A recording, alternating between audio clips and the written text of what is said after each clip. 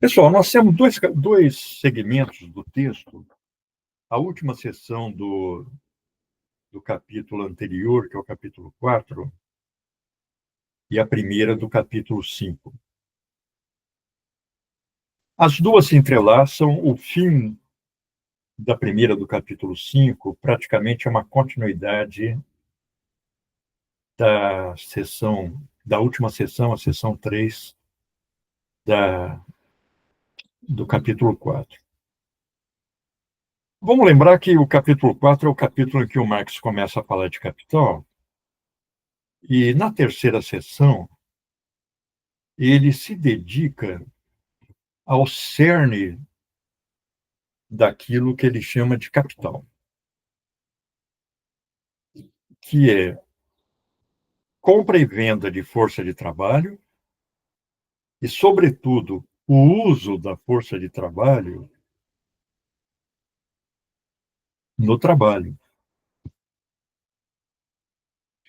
Essa sessão é muito importante porque o Marx vai caracterizar a força de trabalho como uma mercadoria diferente das outras.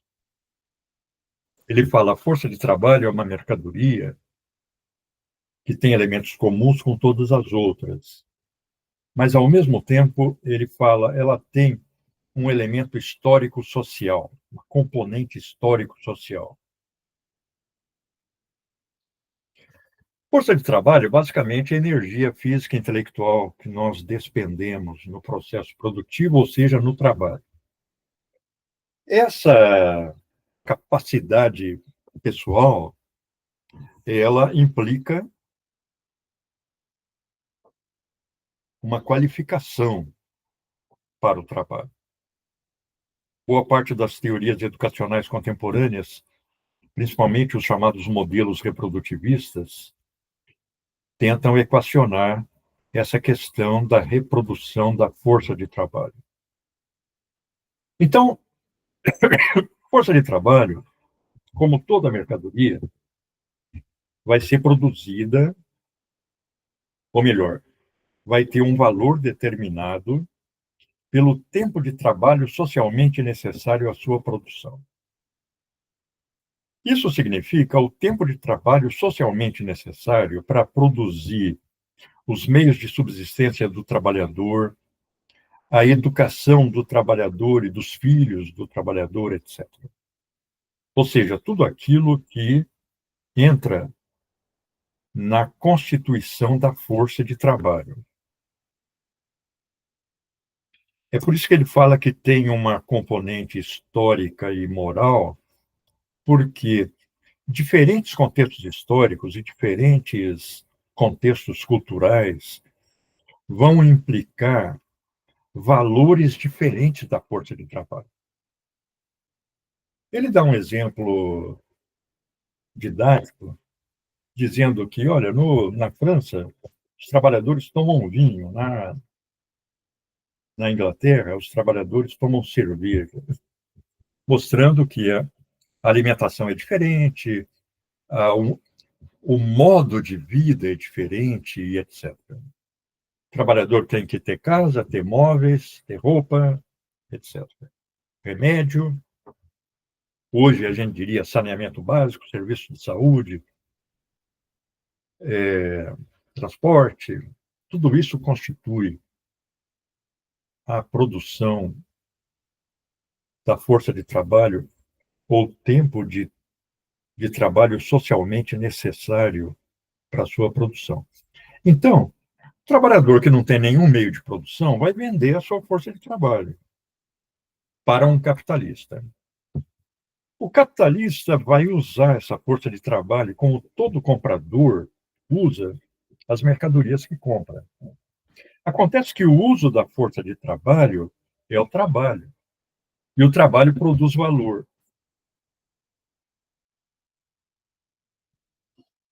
O Marx começa a mostrar nesse capítulo e nos subsequentes, principalmente agora no capítulo 5, a segunda parte, que o uso da força de trabalho pelo capitalista, que dispõe dos meios de produção, ou seja, dos meios materiais do trabalho, além de produzir o valor que corresponde ao salário ou ao pagamento da força de trabalho, também produz um valor adicional grátis, a mais-valia. Então, para o Marx, capital é isso. Capital é o trabalhador tendo a sua força de trabalho utilizada no processo produtivo da empresa capitalista. Esse é o capital em ação, é o capital em ato. Bom, antes de analisar esse capital em ação, já passando para o capítulo 5, o Marx faz uma análise circunstanciada do trabalho enquanto produção de valor de uso. Ele fala, olha, a mercadoria tem que ter uma utilidade. Ela tem que ser útil para alguém. Isso significa que o empresário capitalista tem que organizar o seu processo produtivo para produzir um valor de uso. E é isso que o Marx discute nessa seção 5. Vamos discutir.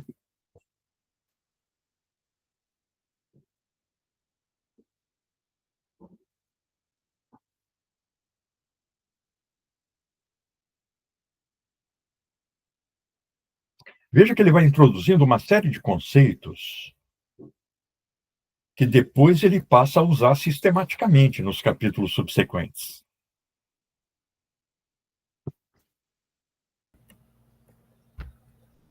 Eu tô pegando as minhas Fala, anotações aqui.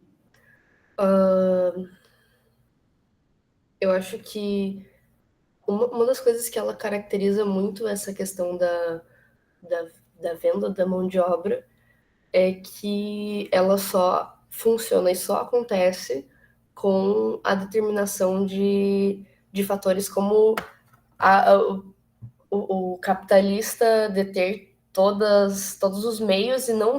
Tipo, eu gostei muito que no capítulo 5 ele pega e ele destrincha muito bem tudo o que pode ser considerado um meio de produção, desde as questões físicas quanto a matéria-prima, né? exatamente. Você vê que ele analisa aí o processo de trabalho, ele fala, independentemente da sua forma histórica, porque a produção de valores de uso, ele usa até uma expressão exagerada, ele fala, é uma condição eterna do processo histórico. Quer dizer, toda a sociedade precisa de um processo de trabalho que produza valores de uso e assegurem a reprodução das suas condições materiais de existência. Esses valores de uso poderão ser consumidos individualmente ou podem ser consumidos produtivamente, como é o caso dos meios de produção. Mas ele vai fazendo uma descrição ou uma exposição que deixa aberto o que a gente poderia chamar um horizonte antropológico para o trabalho, porque ele fala, olha, no exercício do trabalho, nós estabelecemos um objetivo, temos que realizar várias ações para atingir aquele objetivo, e todos os nossos movimentos nós subordinamos às necessidades do atingimento desse objetivo. Ou seja, esse processo disciplina as nossas atividades. Essa é a forma, diz ele, que manifesta o que ele chama de o metabolismo entre os indivíduos humanos e a natureza. Então, através desse processo, nós modificamos o ambiente, modificamos a natureza, mas, ao mesmo tempo, essa atividade nos modifica. Isso é uma coisa mais ou menos óbvia, né? Quando a gente começa a refletir sobre o processo de trabalho, porque, de cara, a gente vê que o processo de trabalho pode nos modificar para o bem e para o mal, mas não fica tão visível essa perspectiva de amplo espectro histórico do processo de trabalho. Você vê que ele, inclusive, dá uma importância muito grande ao processo de trabalho para análise de diferentes épocas históricas. Ele fala, olha, os instrumentos de trabalho, particularmente, vão ser importantes indicadores da reconstituição de uma época histórica passada. Ele fala assim como os esqueletos dos dinossauros nos ajudam a estudar o Mesozoico e outros indícios da época, os instrumentos de trabalho vão ser um importante elemento de reconstrução de um determinado período histórico. Mas, ele diz, nós não entramos em contato diretamente com a natureza. O nosso contato com a natureza é mediado. E é mediado por extensões dos nossos órgãos, que são os nossos meios de trabalho. Mas, desencadeando o processo de trabalho, nós podemos também utilizar as forças da natureza atuando umas sobre as outras. Ele usa aí o conceito hegeliano de astúcia da razão para designar esse processo, né? Então, nós desencadeamos um processo de fermentação para produzir vinho. Então, a produção do vinho tem uma fase lá de produção da uva, etc., um plantio, a colheita, depois o esmagamento da uva, etc.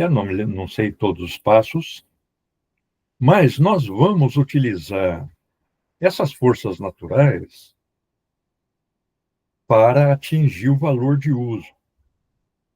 Assim como ele vai analisar mais tarde o uso do vapor, o uso do vento, o uso de quedas d'água. Você vê, hoje boa parte da eletricidade nós produzimos utilizando a luz solar, utilizando o vento, utilizando o movimento das águas dos rios, etc., né? Ou seja, nós mobilizamos essas forças e condições naturais para desenvolver, potencializar o nosso processo de produção de valores de uso. Ele descreve, aí na categoria dos meios de produção, além dos meios de trabalho, que são os instrumentos de trabalho, particularmente, os objetos de trabalho. Então, são aqueles elementos da natureza sobre os quais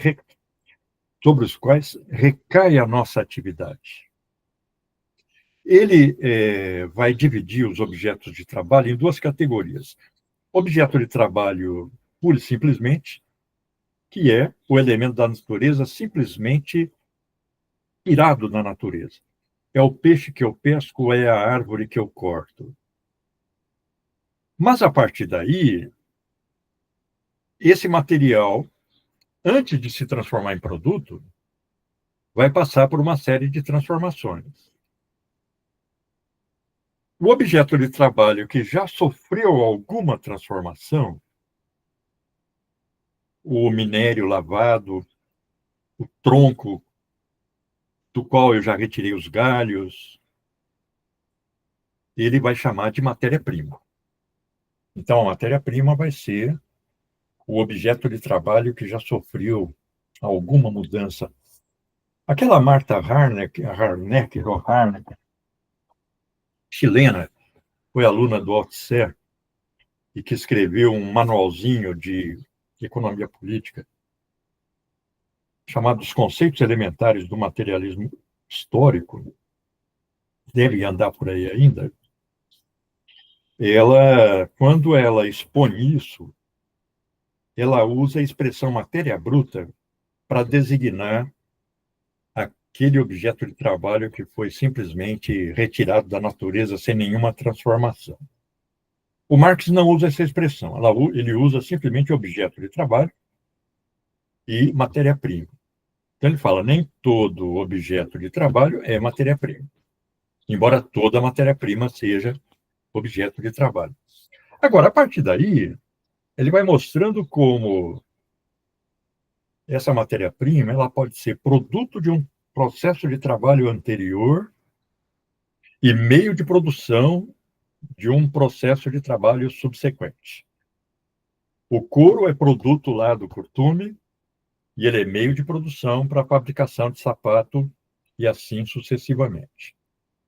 Então, ele está descrevendo aí exatamente o aspecto da produção capitalista que produz valor de uso. Ele fala, é crucial que o capitalista disponha de meios de produção. E é também importante que o assalariado não disponha de nenhum meio de produção e tenha que vender a sua força de trabalho. A empresa vai ser a reunião dos meios de produção, ou seja, meios de objetos de trabalho e força de trabalho. É interessante que ele insere aí nos meios de produção meios que não são propriamente ferramentas, mas que criam condições objetivas de trabalho, como, por exemplo, um canal, uma estrada, um prédio.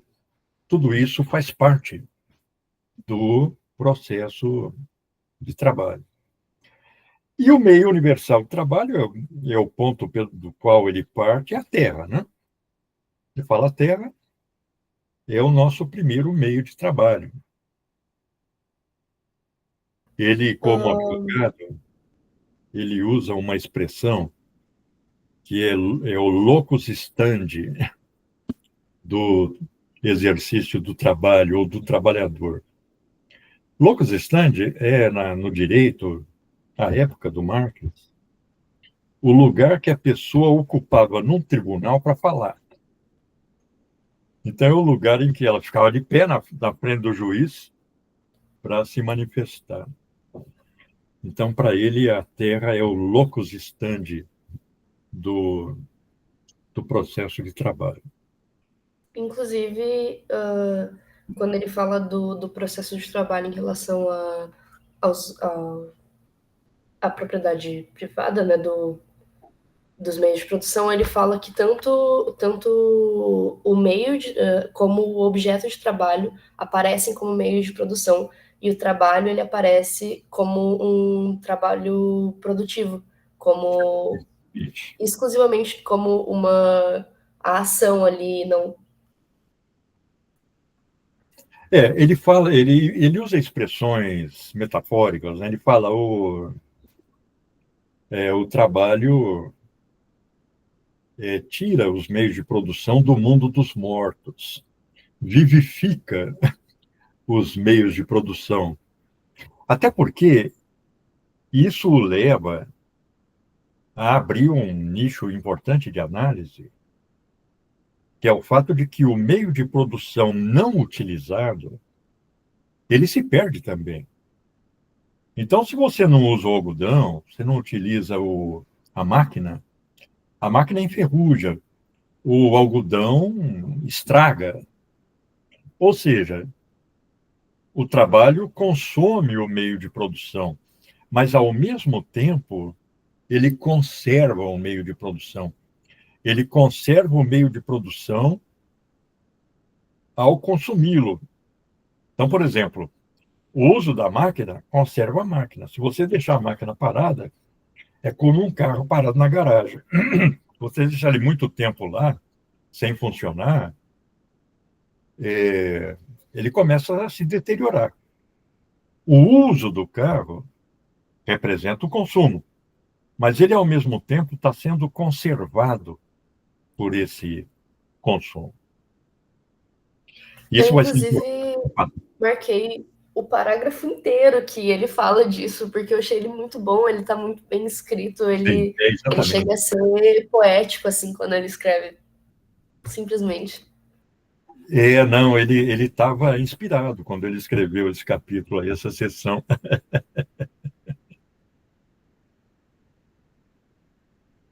Agora, basicamente, ele aponta para uma sociedade em que uma minoria controla o meio de produção, os meios de produção, e uma maioria que não tem meio de produção nenhum e, portanto, para subsistir, precisa vender a sua força de trabalho.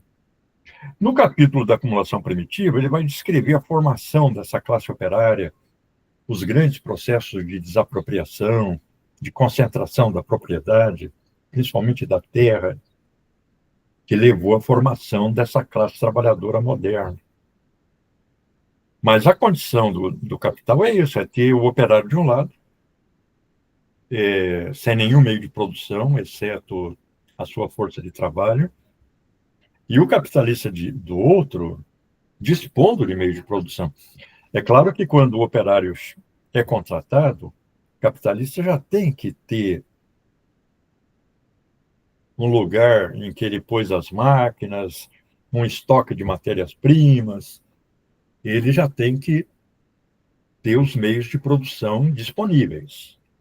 Senão, ele não consegue usar a força de trabalho.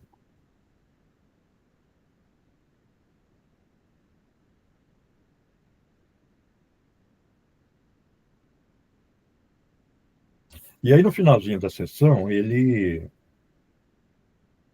retoma aquilo que ele interrompeu lá na sessão 3 do capítulo anterior,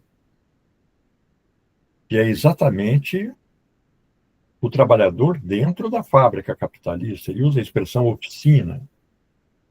Mas ele já aponta aí uma coisa que também é importante, como vai ficar claro nos capítulos subsequentes. Quando o capital se apropria do processo produtivo, ele se apropria do processo produtivo do jeito que ele está, do jeito que ele foi desenvolvido por um modo de produção anterior. Então, ele vai se apropriar do artesanato medieval, num primeiro passo. Ele não muda num primeiro momento. Essa mudança vai ocorrendo na medida em que o capital subordina o processo de trabalho à sua própria lógica. Nos capítulos sobre cooperação, manufatura e grande indústria, ele basicamente expõe como a relação capitalista de produção modificou o processo medieval de trabalho, o processo artesanal, transformando no processo fabril daquele momento. O processo fabril maquinizado.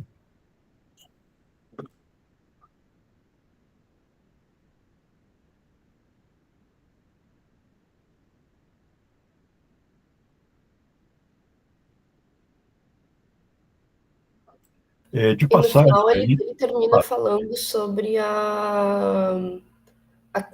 ao pertencimento da. Ele se detém em alguns uns 3 ou 4 capítulos ali no final sobre a questão de que o capitalista, o dono dos meios de produção, vai a ele pertencer o produto, porque logo ele era proprietário dos meios de produção e proprietário da, do trabalho, da força de trabalho. é, No caso, comprou a força de trabalho, né? esses são dois pontos muito importantes que praticamente retomam a reflexão que ele faz sobre o trabalho alienado lá nos manuscritos de 44. Ele fala, olha, o trabalho é controlado pelo capitalista. Ele determina o que o trabalhador vai fazer, como vai fazer, no ritmo que vai fazer, vigia para que o trabalhador não danifique a máquina ou use a máquina de acordo com as exigências do processo de trabalho. Então, o processo de trabalho é imposto ao trabalhador. Você vê que como ele está se referindo aí a um processo de trabalho monótono, ele fala, olha, o trabalhador fica totalmente desmotivado nesse processo de trabalho. Porque eu até grifei, ele fala no processo de trabalho como um jogo de forças intelectuais e físicas. Na estrutura da fábrica capitalista, o trabalho, para o trabalhador individualmente, perde esse caráter de um jogo em que o trabalhador opera as suas forças intelectuais e físicas para si a imposição de operações repetitivas, não motivadoras. Então, o trabalhador não tem nenhum controle sobre o processo de trabalho. O processo de trabalho é determinado pelo capital. Ao mesmo tempo, esse é outro tópico que ele retoma da análise que ele faz do trabalho alienado, o produto que o trabalhador produz não é dele. O produto que o trabalhador produz é do empresário. Que o conceito de alienação está relacionado com essa separação. É o trabalhador separado ou alienado do seu trabalho e o trabalhador, por isso mesmo, separado do produto do seu trabalho. É alienado porque o trabalho é estranho ao trabalhador, é algo que não tem nada a ver com ele, é algo imposto a ele. E ele tem que realizar, senão ele passa fome. E a família inteira passa fome.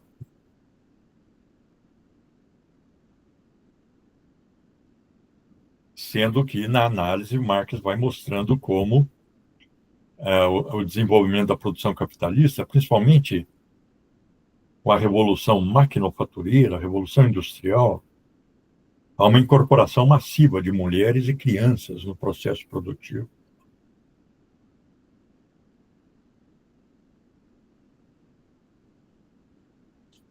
Então, o seu trabalho não te realiza. O seu trabalho te desrealiza. O seu trabalho te esvazia.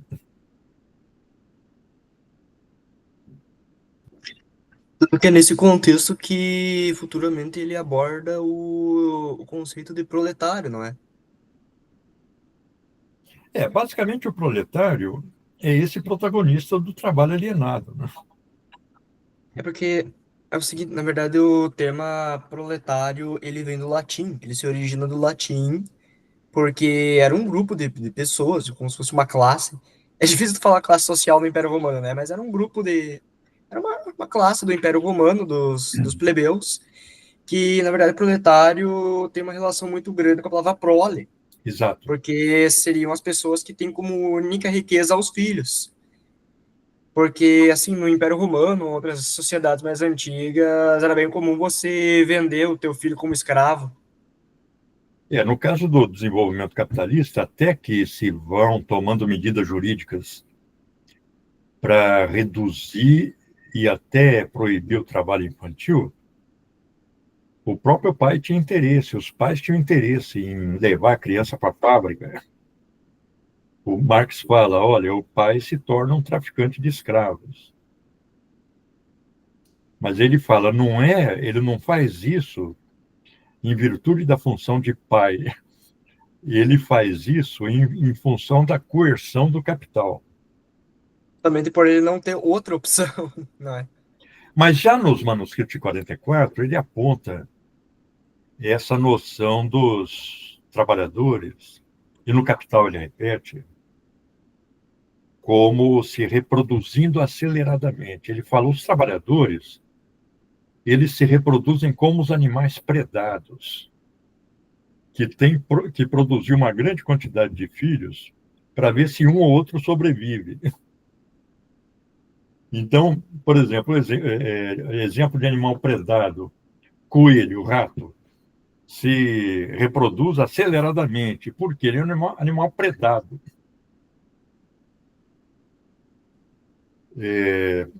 Com a reprodução em larga escala, pelo menos alguns indivíduos da espécie conseguem sobreviver. Então, ele, lá nos manuscritos, e aqui no Capital também, ele vai evocar esse significado da palavra, a relação do proletário com a prole, também em função disso. Quer dizer, a classe trabalhadora tem que se reproduzir como se reproduzem os animais predados. Mas quando ele analisa a Revolução Industrial, ele aborda esse papel do uso da criança, né, no processo produtivo, e o próprio pai levando a criança para a fábrica, né? Às vezes até vigiando a criança na beira da máquina. É claro que o desenvolvimento das crianças quando a gente lê esses capítulos, e o Marx reproduz os relatórios daqueles inspetores de fábrica, médicos e tal, é um genocídio, né? As crianças morriam rapidamente, as mães não conseguiam exercer a maternidade, para trabalhar, mantinham seus bebês dopados com xaropes opioides, e aí morriam subnutridas. O genocídio.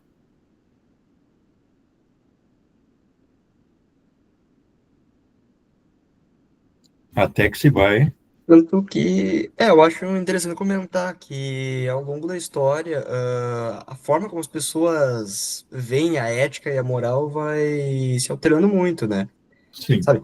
Isso daí ainda acontece, claro, talvez não tanto com a mesma frequência que era na Alemanha do século XIX, mas eu acho interessante comentar que, por exemplo, no Império Romano era bem comum os proletários venderem seus filhos homens como escravos sexuais para satisfazer o imperador.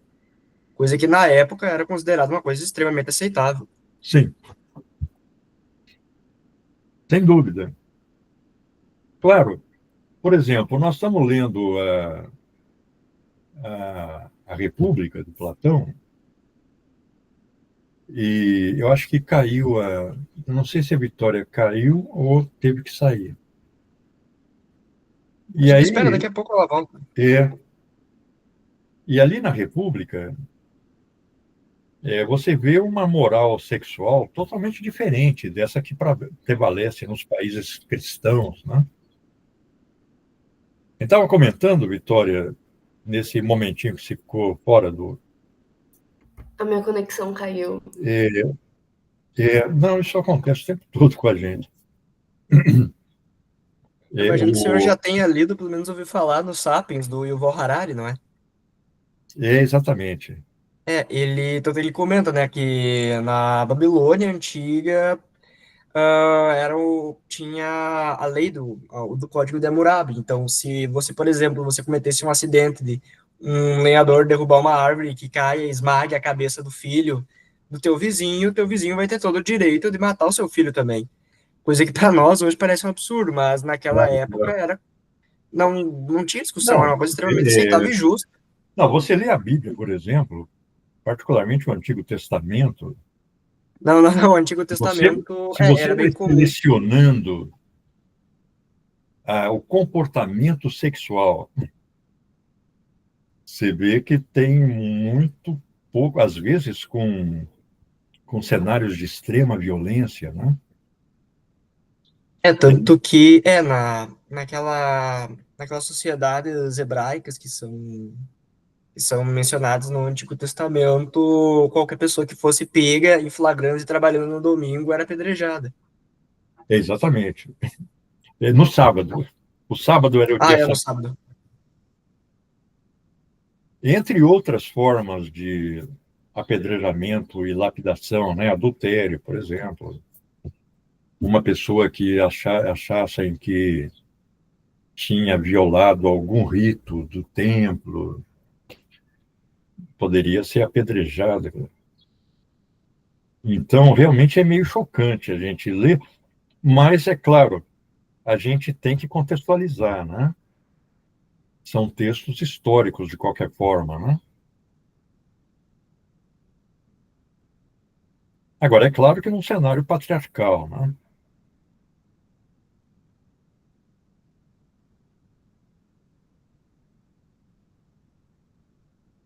Mas o Marx vincula. É claro que essa noção do proletário ela vai se erodindo com o desenvolvimento dos meios contraceptivos, das políticas de controle populacional. Quer Essa dizer, pergunta, assim, os meios contraceptivos, eles eram bem vistos na Alemanha no século XIX? Imagino que não. sim, até por razões religiosas, né?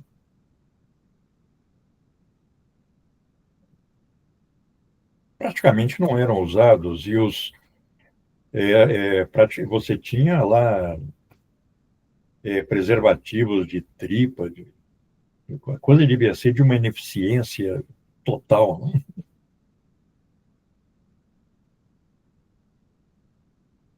Mas, no século XX, com o desenvolvimento dos meios contraceptivos e as políticas de controle populacional, há uma alteração muito significativa na maneira como se reproduz a classe trabalhadora. Ao ponto de hoje, por exemplo, na Alemanha, o governo pagar uma bolsa para a mulher que quiser ter filho. É uma bolsa permanente. E se ela tiver 2 filhos, ela recebe uma bolsa que é mais que o dobro. Mas isso na Por Alemanha, quê? hoje em dia, ele provém do envelhecimento populacional também, não? Em vários países europeus, né, as políticas de controle populacional, mas não é só política de controle populacional, Vitória, foi uma mudança da posição e do papel da mulher na sociedade. O uso dos meios contraceptivos tiveram um importante papel na potencialização das agendas feministas, na, no protagonismo de uma liberdade muito maior por parte da mulher, inclusive no campo sexual, o que solapa a estrutura patriarcal. E aí, nós começamos a ver, em vários países, Japão, Áustria, Alemanha, são vários países, com períodos mais ou menos prolongados de taxa negativa de crescimento populacional. E a população vai diminuindo. E isso significa que, embora os processos de trabalho estejam sendo automatizados permanentemente, começa a faltar força de trabalho. Você vê, o Japão hoje está importando força de trabalho.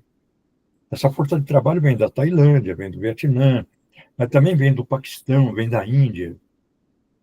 E aí se insere na sociedade japonesa, e essas pessoas começam a se reproduzir no Japão,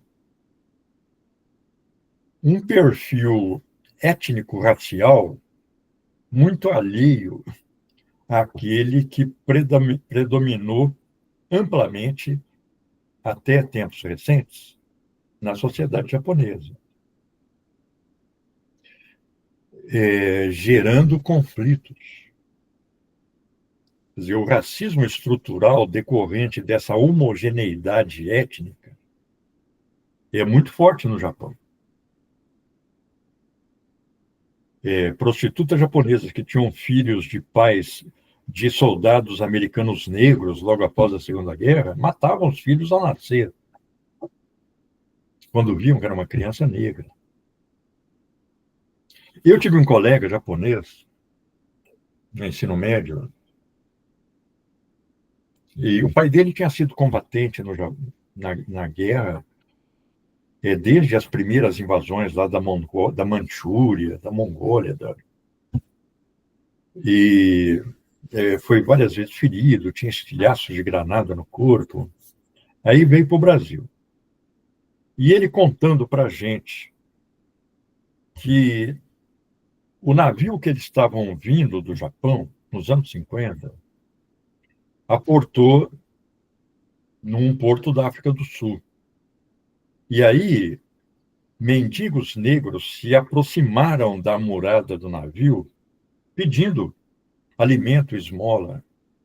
Ele falou: a gente achava que não fossem pessoas, que eles nunca tinham visto na área do Japão que eles moravam uma pessoa negra.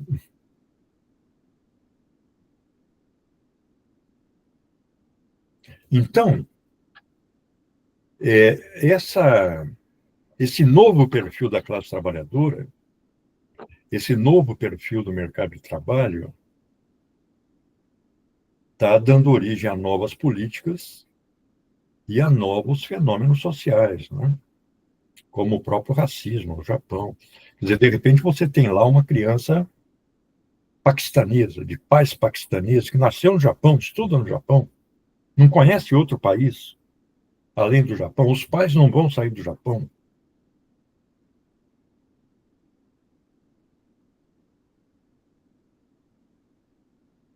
Você vê que boa parte do controle de fronteiras hoje, a gente vê o espaço Schengen na Europa, diz respeito ao controle da movimentação da classe trabalhadora. Vê o que o Trump está fazendo nos Estados Unidos. Mas o espaço Schengen, ele estipula uma série de restrições à entrada, à permanência.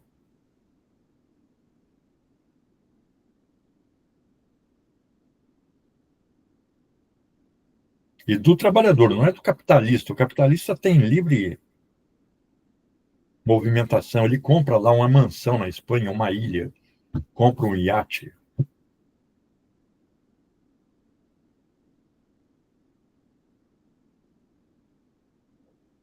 Mas o trabalhador que vai lá com visto de turista e vai ficando para ver se encontra trabalho e entra na esfera da ilegalidade, ele vai ser reprimido.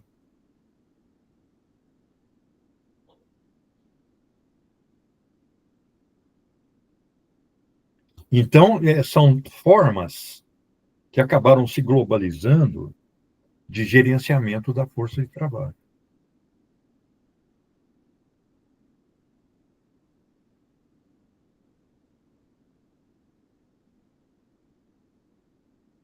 É o capital em ação.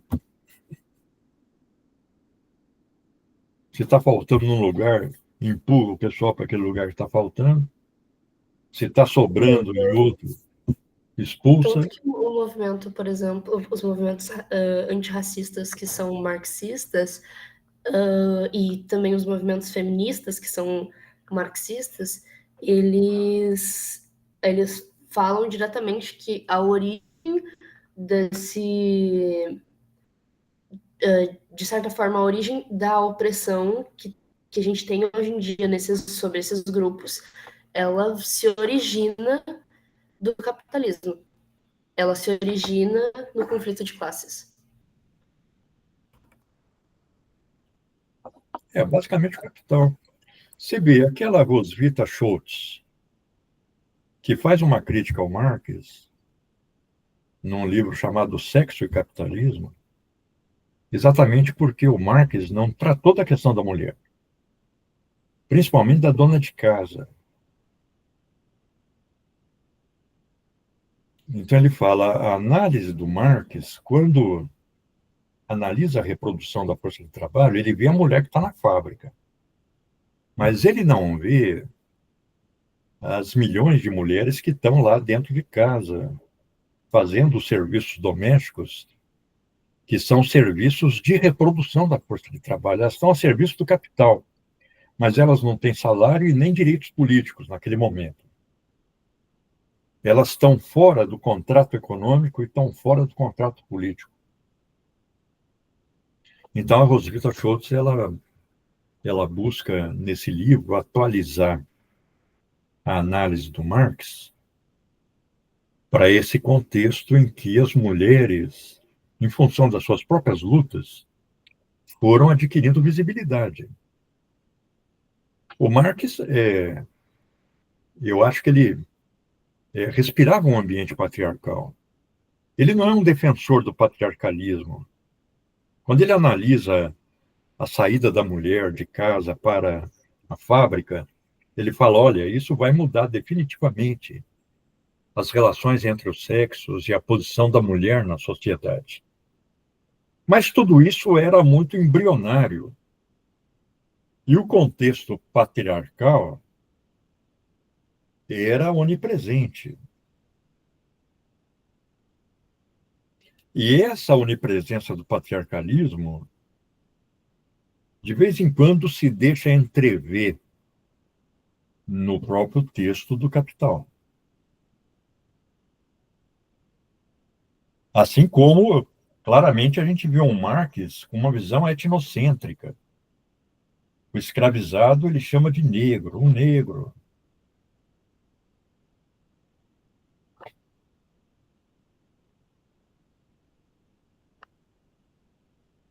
Agora, é claro que ele não tem uma visão de dominação do mundo por um povo, uma raça, etc. Ele acha que isso está sendo feito pelo capital. É o capital que está, naquele momento, né, meados do século XIX, avançando para ocupar áreas pré-capitalistas, transformando essas áreas pré-capitalistas em economias de mercado, transformando essas economias de mercado, ato seguido, em economias capitalistas,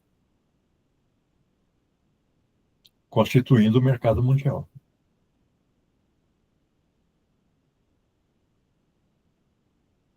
Mas quanto à questão do antissemitismo, questão do patriarcalismo, a questão do racismo, não há posições inequívocas na argumentação presente no Capital. De vez em quando, o Marx usa o judeu numa frase claramente depreciativa. Vamos lembrar que o antissemitismo na Alemanha, na época, era muito forte. Mais que isso, era institucionalizado.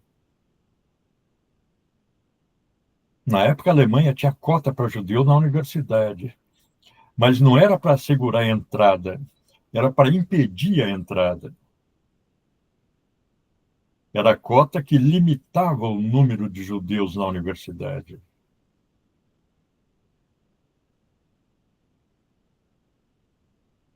Que procurava direcionar a população judaica para determinados bairros, determinadas cidades, determinadas atividades econômicas.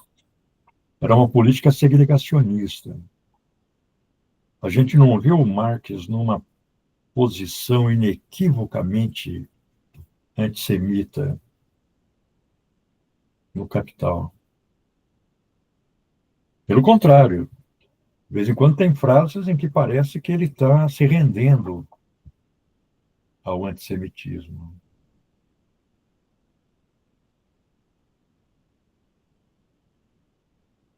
Mas também é importante fazer o recorte histórico de que ele é um homem do período dele, naquele. Tipo, a gente não ignora isso, mas a gente faz uma leitura datada, né, dessas situações.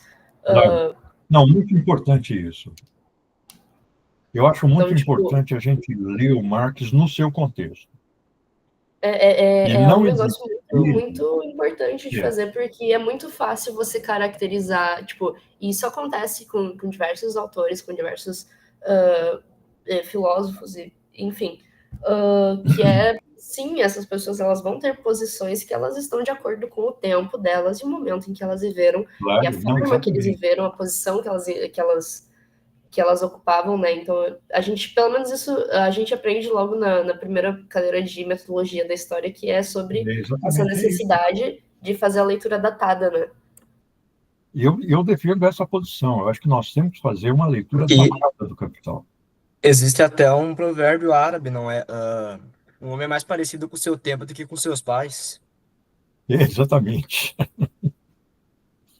Você vê, essa é uma obra que eu quero explorar ainda. Eu já li há alguns anos, deve fazer o quê? Uns... Assim, desculpa te interromper, mas talvez será que essa posição um pouco antissemita do Marx, assim, por exemplo, Nietzsche, ele tinha uma implicância com o cristianismo justamente porque ele tinha uma origem luterana, sabe?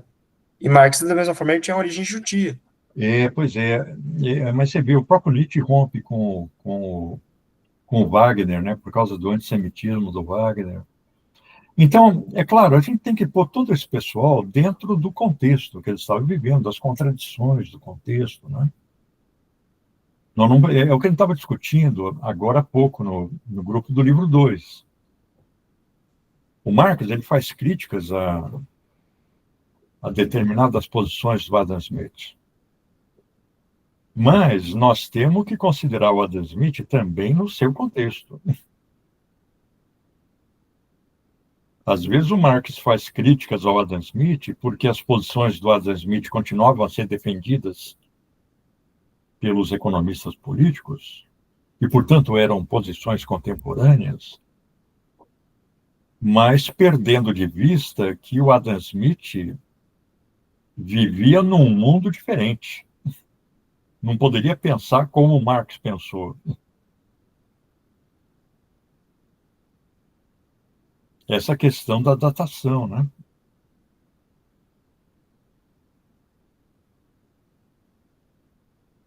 Agora, eu acho que é um desafio, numa leitura do Capital, a gente sintetizar a datação com a atualidade. Que assim como o Adam Smith continuava atual na época do Marx, e continua hoje, nós temos defensores liberais do Adam Smith, pelo menos de boca. Esses liberais que defendem o Adam Smith hoje, em geral, nunca leram o Adam Smith, porque o Adam Smith ele vivia um contexto revolucionário também, contexto da Revolução Burguesa. E A Riqueza das Nações é uma obra que deixaria escandalizado um liberal contemporâneo.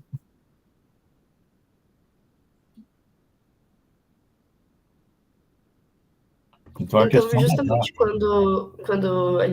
quando eu trouxe a questão do movimento antirracista marxista e do movimento feminista marxista, é justamente quando essa obra ela é lida e adaptada pro contexto, sabe? Claro, Justamente, por exemplo, a Angela Davis, que também é uma mulher que ela é do movimento antirracista marxista e feminista marxista, e ela teoriza muita coisa, assim, ela tem vários livros que ela fala justamente sobre essas questões, sabe?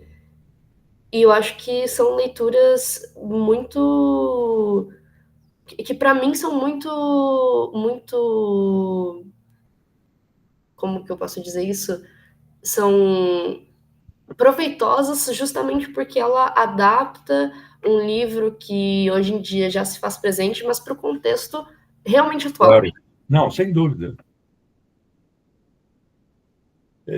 O Capital sofre dessa síndrome. É uma obra datada que continua atual, né? É o que o Weber dizia, o Maurício Strattenberg parafraseava. O Weber dizia: olha, o Capital é uma obra clássica, logo atual.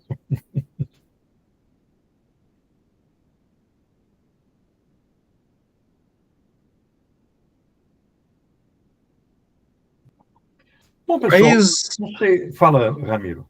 quais outras obras o senhor pretende fazer, formar grupos de estudo no futuro? O Ramiro, o meu futuro está chegando ao limite. Por quê? Eu estou me aproximando da aposentadoria compulsória. É, nós fizemos alguns projetos que, pelo menos um, nós não realizamos. Mas o meu limite é um limite de tempo, porque esse projeto ele termina no final de julho de 2026. Eu não poderei renová-lo porque eu não terei nem 6 meses a partir daí para requerer a minha aposentadoria. Então, nós vamos ter mais 6 meses de projeto. Isso não significa que fora do projeto, sendo importante para quem está participando, que a gente não possa dar continuidade ao debate. Então, vamos supor, a gente não terminou o livro 1 em julho. Eu acho que até lá nós já terminamos. Mas vamos supor que, por alguma razão, não terminamos o livro 1 em julho. Eu vou encerrar o projeto, mas a gente pode continuar até o término da leitura do livro 1. Mas eu já estou batendo em retirada contra a minha vontade. Nós discutimos, em algumas ocasiões, a República do Platão. Platão, de vez em quando, é citado pelo Marx, ele tem uma influência platônica no Capital. Nós discutimos aquele Teoria Geral do Direito, do Yevgeny Pashukansky, que é um livro pequeno, mas muito importante para discutir o direito do ponto de vista marxista. Nós discutimos, em determinados momentos, a ideologia alemã, a miséria da filosofia, o manifesto, e discutimos recentemente, e foi uma discussão importante, a acumulação do capital da Rosa Luxemburgo. O projeto que nós não conseguimos desenvolver até agora foi discutir a obra do Gramsci. E vários demonstraram interesse em discutir o Gramsci. Eu também tenho interesse na obra dele. A obra dele está aí disponível para a gente ler, mas eu não consegui organizar. Quem sabe no início do semestre que vem, a gente organiza pelo menos um debate de uma parte pequena da obra dele, porque a obra do Gramsci está dividida em duas partes. Tem os escritos políticos, que basicamente são artigos que ele escreveu no jornal Ordem Novo, que foi o jornal que ajudou a fundar o Partido Comunista Italiano e tal, nos anos 20. E depois que ele foi preso, na época do fascismo, acho que ele foi preso em 1924 ou 26, ele escreveu os Cadernos do Cárcere. O Piero Sraffa, que era um economista que trabalhava numa universidade inglesa, eu não me lembro se acho que em Cambridge, era de uma família rica italiana, família de banqueiros.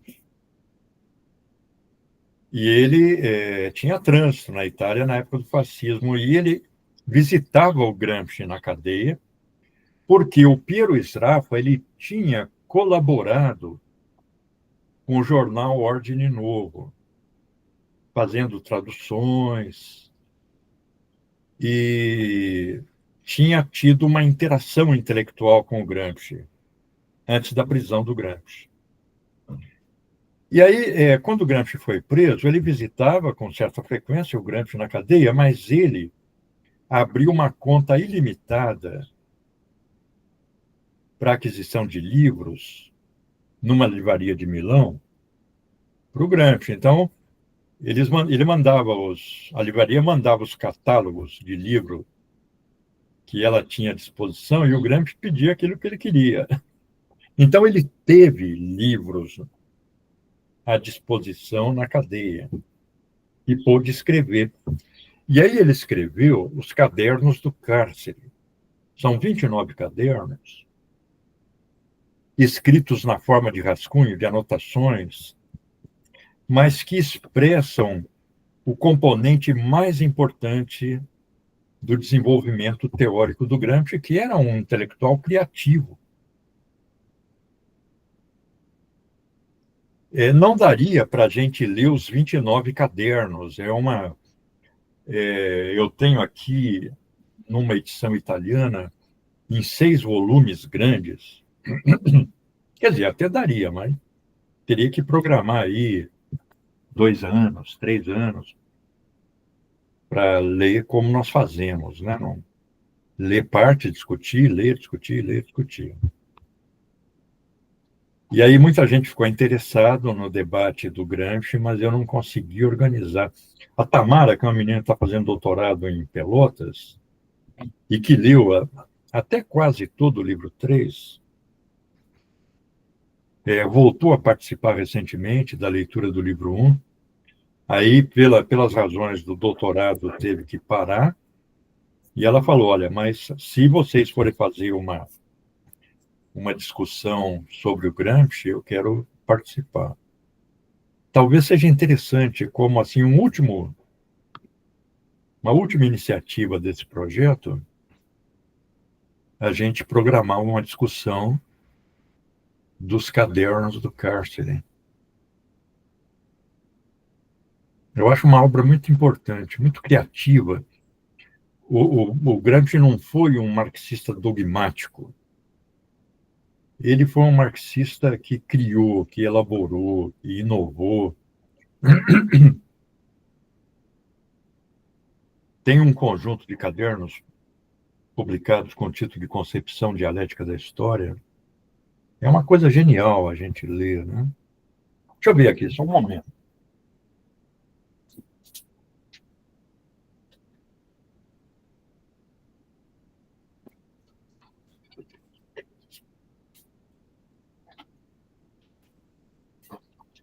Aqui, ó. São os 6 livros dos cadernos do Cárcere. É uma edição italiana da Riunite. E depois o mesmo cara que editou aqui na Riunite, que era uma editora do Partido Comunista Italiano, o Valentino Geratana, ele também editou a edição da Einaudi. E nós temos tradução para o português, feita principalmente pelo Carlos Nelson Coutinho. E é um conjunto de textos muito interessante. Então, tem esse, em italiano, o título é Nota sobre Maquiavel. Em português foi publicado com o nome de Maquiavel, a Política e o Estado Moderno. Depois tem um outro chamado Materialismo Histórico. Depois tem Os Intelectuais, publicado no Brasil com o nome de Intelectuais e Organização da Cultura. É um livro muito importante também. Talvez, como ele é relativamente pequeno, a gente possa ler esse livro aqui. Depois tem Literatura e Vida Nacional, Passado e Presente, e o Risorgimento, né, que é aquele processo de formação do Estado italiano e tal, do século XIX. Então, é um conjunto de... E a gente tem os cadernos em forma bruta também. Aqui, os cadernos foram selecionados por tópico, por temas. Mas o Gramsci ia anotando sem muita ordem. Então, esse Valentino Geratana, houve um esforço nesse sentido do próprio Togliatti, né? Que foi amigo do Gramsci durante muito tempo, estudou com ele. E aqui os cadernos estão reunidos por tema, por unidade temática. Mas nós temos também, eu tenho em formato digital, os cadernos em estado bruto, simplesmente transcritos, na ordem ou falta de ordem que o Gramsci ia dando, né? Ia anotando e escrevendo. Então, talvez Os Intelectuais e a Organização da Cultura possa ser um livro operacional, digamos assim, para leitura em um semestre e que é muito importante.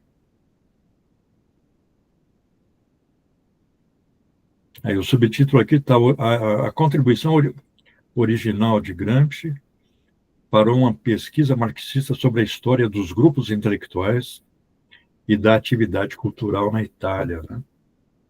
Ele desenvolve as noções de intelectual orgânico, intelectual tradicional e tal.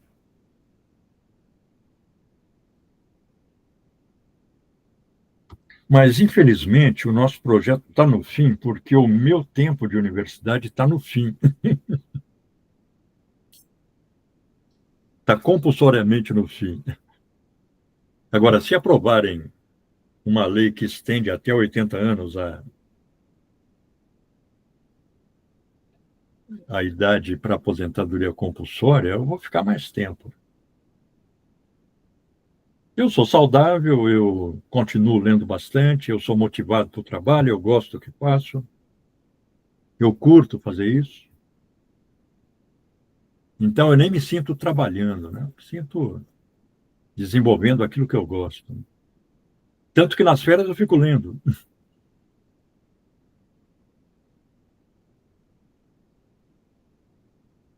Tá, pessoal, talvez a gente possa ficar por aqui hoje.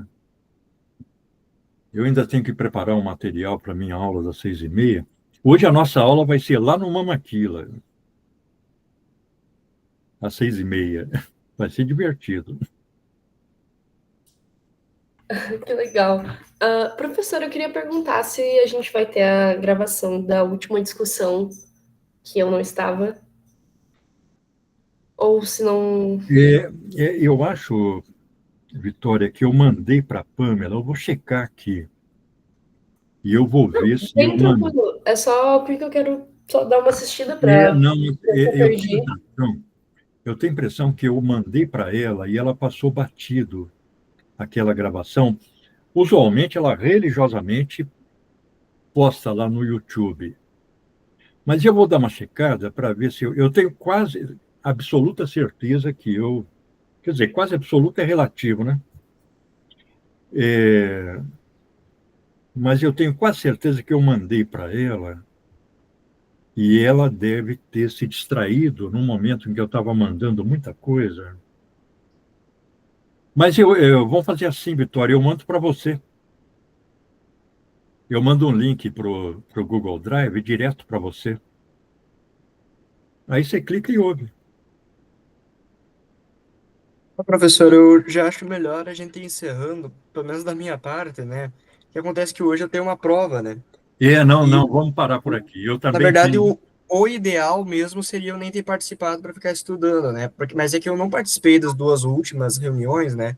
Então eu quis pelo menos participar dessa. Então eu disse para mim mesmo, vou tomar 1 litro de café Vixe, e eu vou passar a madrugada estudando para compensar o tempo, né? E foi bem isso que eu fiz, né? Até que daí chegou umas 4 horas da madrugada, não me aguentei, dormi sentado e acordei às 9 horas da manhã. nossa. Pessoal, ó, vamos interromper os nossos debates aqui esse ano, hoje. Vamos retomar em fevereiro. Em fevereiro, ninguém vai ter aula. Que horário ficaria melhor para vocês dois? Eu sei que Não aqui. sei, eu vou ter que ver na época, assim, para poder responder. Tá bom.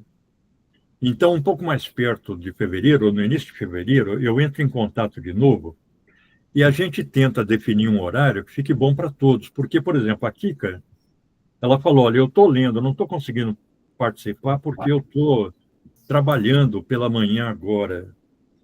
Eu estou ouvindo os vídeos e tal. Aí eu falei: se a gente mudar de horário, seria possível você participar? A partir de que horário? Ele falou: para mim, a partir das 14 é melhor.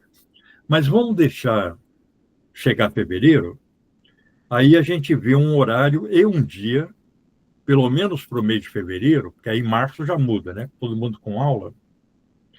Pelo menos para o mês de fevereiro, a gente vê um horário que fica bom para todo mundo, talvez no início da noite.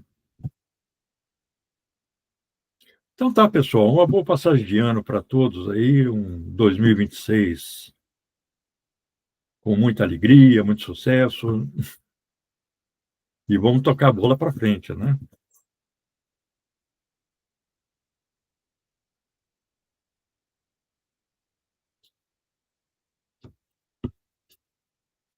Beleza, professor, muito obrigado pela. Falou, não, que é isso. pelas Estamos suas- participando junto aí Ah, não, não, capaz, foi da orgulho ter sido discussão. teu discente, teu pupilo, teu jovem gafanhoto. Não, mas eu gostei da turma esse semestre, viu? Foi bem legal. Nós tivemos boas discussões. Até o látex, que é uma coisa meio fora do radar, grosso modo funcionou.